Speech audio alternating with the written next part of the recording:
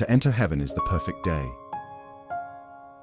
The warm light of dawn broke over the quiet valley, casting a golden glow that seemed to touch everything with peace. David found himself standing amidst this breathtaking scene, his heart overwhelmed with a sense of profound joy. He couldn't recall how he arrived here, but every fiber of his being told him this place was different.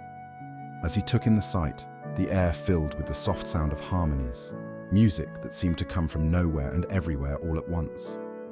He instinctively began to move forward, his feet drawn to a radiant path of gold that shimmered in the light.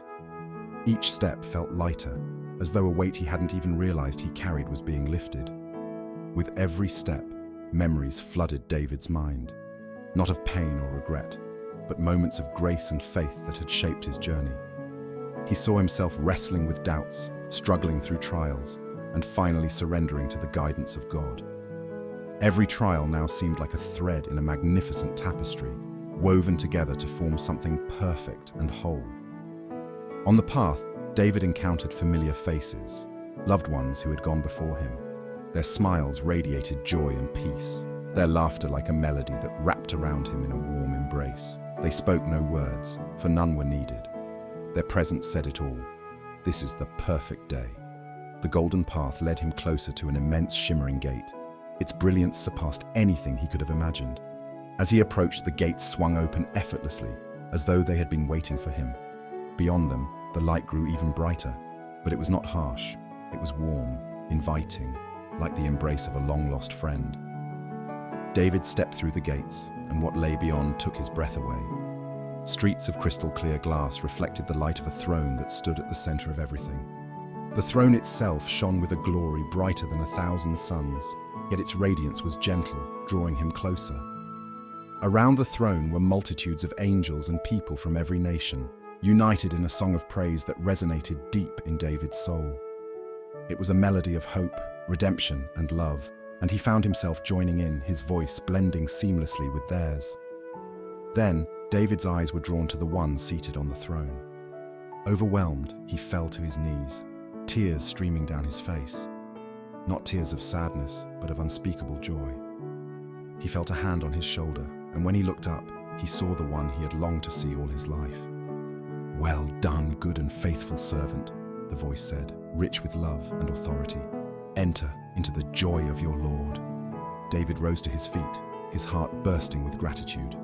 Around him, the faces of men, women, and children beamed with the same joy, each one glorifying the Lamb who had made this perfect day possible.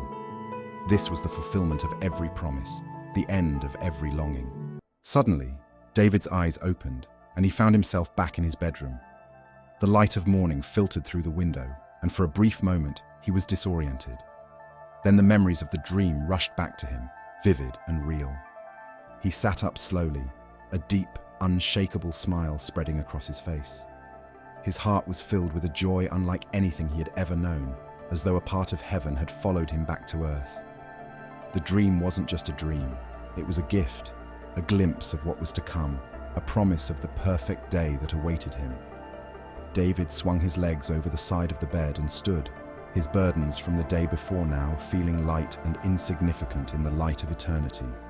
He whispered a prayer of gratitude, thanking God for the vision and for the reminder that life's trials were temporary, mere stepping stones on the journey to eternal joy. He felt a renewed sense of purpose, knowing that every act of faith, every moment of perseverance, brought him closer to the perfect day he had seen. As David looked out the window at the world awakening outside, he resolved to live each day with heaven in mind. He carried the dream's promise in his heart, knowing that one day he too would stand before the throne and hear those precious words, "Well done, good and faithful servant." And so, with a spring in his step and a smile on his face, David embraced the new day, his spirit lifted by the memory of that perfect day, a day that would never fade, a day that awaited him in the eternal presence of the perfect one.